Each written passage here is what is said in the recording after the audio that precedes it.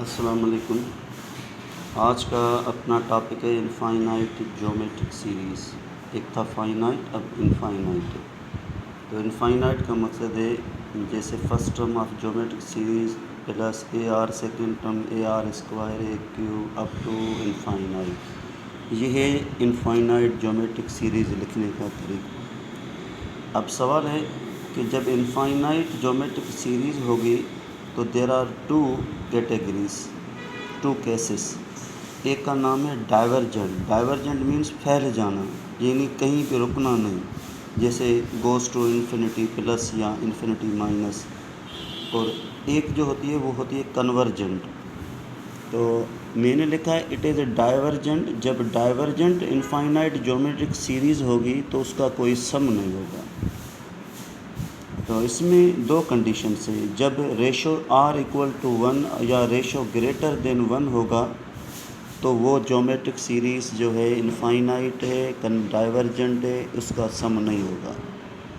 एक और चीज़ है, अगर ये कन्वर्जेंट है इनफाइनाइट ज्योमेट्रिक सीरीज़ तो इसका मकसद है रेशो लेस देन 1 होगा। जब रेशो लेस देन 1 होगा तो इसका मकसद ये है कि इट हैज़ सम, इसका सम ज़रूर होगा। तो अगर ये कन्वर्जेंट है अपने पास तो सम क्या होगा? सम यानी एनी रियल नंबर, ज़ीरो भी हो सकता है, प्लस एनी रियल नंबर यानी माइनस। अब यहाँ से हम शुरू करेंगे कि कन्वर्जेंट और डाइवर्जेंट कैसे होगा। जैसे हमने लास्ट लेक्चर्स में पढ़ा है कि अगर r 1 है तो यहाँ पे क्या होगा, ये a into 1 a again a यानी a plus a plus a plus a up to n terms. तो ये एन ए है, ये है फाइनाइट का फार्मूला सम का। पहले लेक्चर में मैंने पढ़ाया था। अब हमें क्या करना है, इन्फिनिटी की साइन बोथ साइड लगानी। ये लिमिट है इसकी, n टेंड्स टू इन्फिनिटी। क्यों कि सम टू इनफाइनाइट है, यानी a प्लस a, जैसे 2 प्लस 2 प्लस 2 प्लस 2 कभी ख़त्म नहीं हो रहा है, तो उसको आप सम करते जाओ, कभी सम नहीं होगा। तो इट मीन्स यहाँ पे इन्फिनिटी रखा, infinity into n, infinity is not a real number. तो क्या इसका सम है? इसका सम नहीं है। क्यों नहीं है? इसलिए कि ये डाइवर्जेंट है। डाइवर्जेंट कैसे है? जैसे 2 प्लस 2 प्लस 2 प्लस 2 ये कभी ख़त्म नहीं हो रही है, तो ये कंटिन्यू है। जैसे a प्लस ये भी कंटिन्यू है। अच्छा, डाइवर्जेंट का दूसरा जो केस है वो ये है कि हमने पढ़ा था लास्ट लेक्चर में फाइनाइट ज्योमेट्रिक सीरीज़ के सम का ये फार्मूला कब काम आएगा? जब r ग्रेटर देन 1 होगा। तो मैंने दोनों तरफ इन्फिनिटी लगाया है। इन्फिनिटी क्यों लगा रहे हैं? इसलिए कि हमारे पास लास्ट टर्म नहीं है, इसलिए ये देखो लास्ट टर्म नहीं है। तो यहाँ पे मैंने इन्फिनिटी लगाया, r पावर इन्फिनिटी, ये इन्फिनिटी बन जाएगा। तो infinity minus 1 infinity into a, तो ये सारा इन्फिनिटी होगा। इससे साबित हुआ कि ये दूसरा केस भी क्या है, डाइवर्जेंट है। अच्छा, जैसे फ़र्ज़ कीजिए r की वैल्यू 1 से ग्रेटर देने, ये मैंने 2 लिखा है, 3 लिखा है, 4 लिखा है, कोई 1.5 है। तो 2 के ऊपर इन्फिनिटी का मकसद, अगर 2 पावर 1 है तो 2 आएगा, 2 पावर 2 है तो 4 होगा, 2 पावर 3 है तो 8 होगा, 2 पावर 4 है तो 16 होगा। तो ये कंटिन्यू होगा, कभी ख़त्म नहीं होगा। इसलिए 2 power infinity, 3 power infinity, 1.5 whole power infinity, तो ये सब आंसर क्या होगा, इन्फिनिटी होगा। तो ये डाइवर्ज कहलाएगा। तो डियर स्टूडेंट्स, डाइवर्जेंट दो कंडीशन है, if r equal to 1, r equal to greater than 1। जैसे मैंने ये एग्जांपल दिया है 1 प्लस 2 प्लस 4 प्लस 8, तो ये इनफाइनाइट ज्योमेट्रिक सीरीज़ इसलिए कि इसमें रेशो है, ये अर्थमेटिक नहीं है, ये ज्योमेट्रिक है। तो यहाँ पे r क्या हो रहा है, r2 हो रहा है। तो अब सवाल है कि ये इनफाइनाइट ज्योमेट्रिक भी है क्योंकि ये ख़त्म नहीं हो रही है, और इसका सम इसलिए नहीं होगा कि ये r ग्रेटर देन 1 है।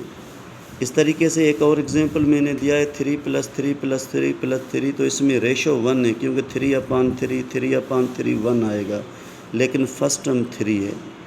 तो ये क्या होगा, सो ये भी डाइवर्जेंट है क्योंकि इसका r 1 है, रेशो 1 है। इन दो केसेस में इसका सम कभी नहीं होगा। कोई स्टूडेंट कहे कि कैसे सम नहीं होगा, तो 3 + 3 + 3 + 3 को कंटिन्यू सम करता जाए तो ये कभी सम नहीं होगा कंटिन्यू, इसीलिए ये क्या है, डाइवर्जेंट। और इस तरीके से अपने पास ये है कि अगर a 1 minus r power n 1 minus r, ये भी हमने लास्ट लेक्चर में फार्मूला पढ़ा था, ये है रेशो लेस देन 1 का। अब सवाल है कि रेशो लेस देन 1 कहाँ तक होगा, ये सवाल है कि ये मैंने लिखा है कि -1 और 1 के दरमियान, 1 और -1 के दरमियान ये रेशो होना चाहिए। तो ये 1 से बड़ा भी नहीं होगा और -1 से छोटा भी नहीं होगा, लेकिन एक शर्त है कि r कभी ज़ीरो नहीं होगा, क्योंकि हमने पढ़ा है ज्योमेट्रिक से कंटिन्यू कि ज्योमेट्रिक में कोई भी टर्म ज़ीरो नहीं होगा। इसलिए इसकी वैल्यू क्या हो सकती है, अगर कोई स्टूडेंट कहे कि ये ज़ीरो है और ये 1 है, तो 0 और 1 के दरमियान कोई भी वैल्यू 0.1, 0.2, 0.5 या इस ज़ीरो से इस तरफ ये -1 है, तो इनके दरमियान में डेसिमल पॉइंट्स मौजूद हैं। तो अब मैंने यहाँ पे एक केस लिखा है, इसको अटेंशन से सीखना। जैसे मैंने लिखा है 1/2, अच्छा इसके ऊपर होल पावर इन्फिनिटी है, तो कोई स्टूडेंट ये नहीं कहे कि 1/2 whole power infinity is infinity, ऐसे नहीं। जैसे मैं आपको सिखाऊँ 1/2 0.5, अगर ये 1/2 स्क्वायर हो जाए 1/4 यानी 0.25, फिर 1/8, 1/16, 1/, क्योंकि अपॉन डिनोमिनेटर बढ़ रहा है तो ये 0.00000 अप टू 0 हो जाएगी। तो इसका मकसद ये कन्वर्ज हो रही है। कन्वर्ज लफ्ज़ की माना है कि कहाँ जाकर रुक जाएगी, स्टॉप करेगी। तो जब 1/2 यानी 0.5 के ऊपर इन्फिनिटी होगा तो कैलकुलेटर में कोई 10-15 वैल्यूज़ को मल्टीप्लाई करता जाए, 0.5 multiply 0.5, 2 time, 3 time, 4 time, 5 time, 7 time, 10 time, तो आंसर 0.000 समथिंग 0। तो इट मीन्स ये ज़ीरो कब आएगा, जब इसकी वैल्यू होगी या तो 0 और 1 के दरमियान, या क्या होगी 0 और -1 के दरमियान। तो ये वाला फार्मूला कब काम देगा, जब ये मैंने सिखाया आपको। अच्छा स्टूडेंट्स, ये a × 1a और r पावर इन्फिनिटी 0 बन जाएगा। अब सवाल आपके जहन में दोबारा आएगा, r पावर इन्फिनिटी 0 कैसे हुआ, ये मैंने सारा सिखाया है आपको। तो ऊपर वैल्यू है 1 × a और अपान में 1 - r, तो इसके सम का फार्मूला है, इट मीन्स जो कन्वर्जेंट होगी इट हैज़ सम। तो हमें जब कोई प्रॉब्लम मिलेगा तो सबसे पहले हम चेक करेंगे कि क्या ये इनफाइनाइट है और इसका रेशो 1 से छोटा है, लेस देन 1 है, तो इसका सम होगा। जैसे मैंने ये एग्जांपल दिया है, ये है 1/10 यानी 0.1, ये है 1/100 यानी 0.01, ये 1/1000 0.001, फिर 0.001, फिर 0.0001, फिर 0.000001। तो अब आप खुद सोचो, तो ये एक दूसरे से छोटा हो रहा है, छोटा हो रहा है, छोटा हो रहा है, तो समझो इसके एंड में अगर मैं यूँ लिखूँ 1/10 पावर इन्फिनिटी, तो ये क्या होगा। अब आप सोचो, अगर मैं एंड में लिखूँ 1/10 पावर इन्फिनिटी तो ये 0 बन जाएगा। तो इसका मकसद है ये गोज़ टू इन्फिनिटी 0, ये कन्वर्जेंट हो रही है। जब डिनोमिनेटर बड़ा हो रहा है इनफाइनाइट ज्योमेट्रिक में और न्यूमरेटर वही सेम है कंटिन्यू, तो ये आस्ता आस्ता आस्ता गोज़ टू 0, तो ये कन्वर्जेंट हो रही है। कभी कभी MCQ होगा इट कन्वर्जेस टू डैश, तो आप कहोगे इट कन्वर्जेस टू 0। अच्छा स्टूडेंट्स, ये a आपके पास 1/10 है और रेशो क्या है, second term divide by first term या third term divide by second term यानी नेक्स्ट डिवाइड बाय प्रीवियस। तो हमें 1/10 रेशो मिलेगा जो लेस देन 1 है। रेशो 1/10 मिल गया और a 1/10 मिल गया। अगर इस फार्मूला में वैल्यू पुट की जाए 1/10, 1 - r की वैल्यू, फिर इसकी LCM, तो ये 10 कैंसिल, इसका सम मिलेगा 1/9। तो 1/9 से क्या होगा, 1 डिवाइड बाय 9, इसका मकसद कि 0.01 समथिंग ये इसका आंसर मिल रहा है, वो सम है।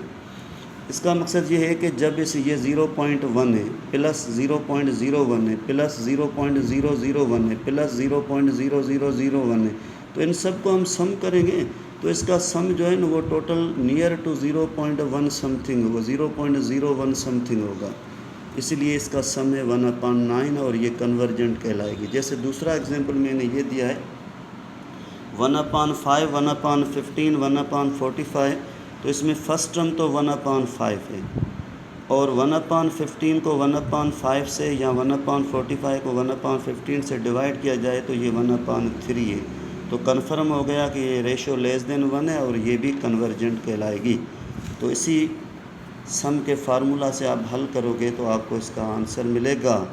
तो इस तरीके से हमें प्रैक्टिस करनी है। होमवर्क प्रैक्टिस आपके लिए 6.6 ये सिंथ टेक्स्ट में इसकी प्रैक्टिस करनी है।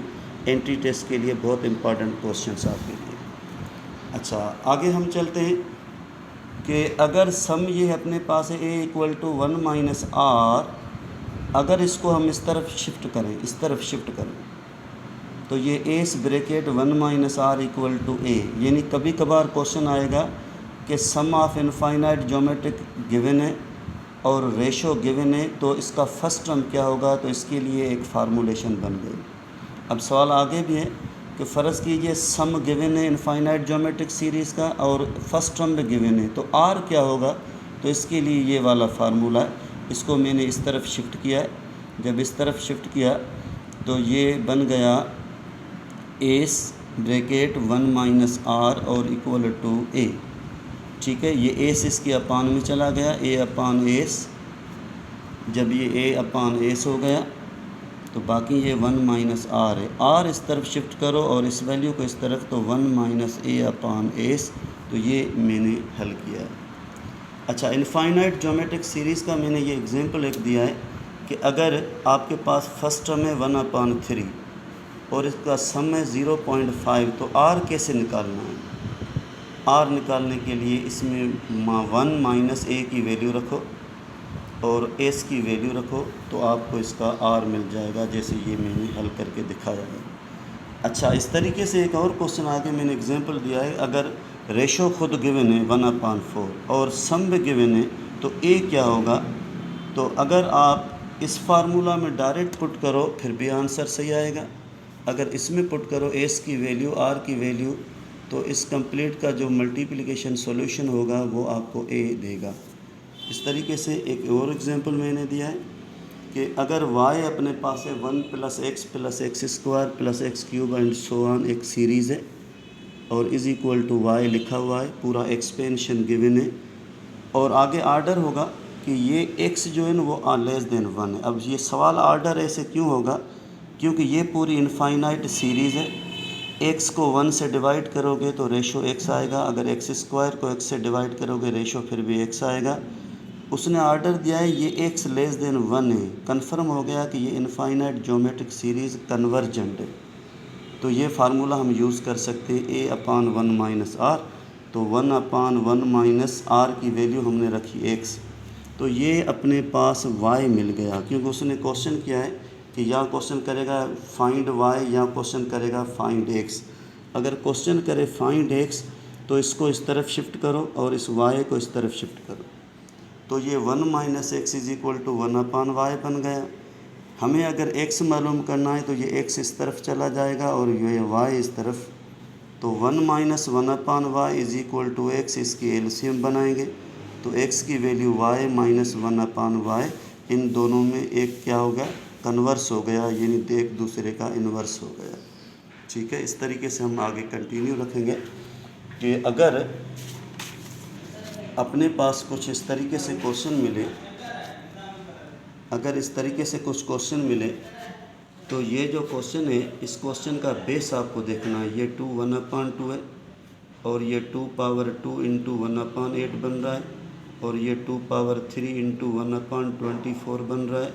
तो डियर स्टूडेंट्स, इन सब में बेस 2 है और इसके ऊपर जो पावर है ना वो ऐड होगा 1/2। इसको आप डिवाइड करोगे तो ये 1/4, इसको आप डिवाइड करोगे तो ये 1/8 प्लस, तो ये पावर में एक इनफाइनाइट ज्योमेट्रिक सीरीज़ मिल रही है और इस इनफाइनाइट ज्योमेट्रिक सीरीज़ का अगर सम लिया जाए तो इसी फार्मूला से इसका सम जो होगा ना वो 1 होगा। अब आपको एमसीक्यू में ये देखना है इसका सम जो है ना पावर सीरीज़ से 1 है तो 2 पावर 1 यानी आंसर 2 आएगा। यानी क्लियर ये है कि जो इसका बेस होगा ना वो इसका आंसर आएगा। इस तरीके से जिस तरीके से मैंने ये सिखाया है, इसी तरीके से ये एक क्वेश्चन आपका ये भी है कि इन सब में ये लिखा हुआ है 5 5 5 और ये यहाँ पे 1/2 है। तो बेस सेम, पावर्स को ऐड करो, फिर ऐड करने के बाद ये पावर सीरीज़ बन जाएगी इनफाइनाइट ज्योमेट्रिक, फिर इसका सम निकालेंगे। Hope you understand.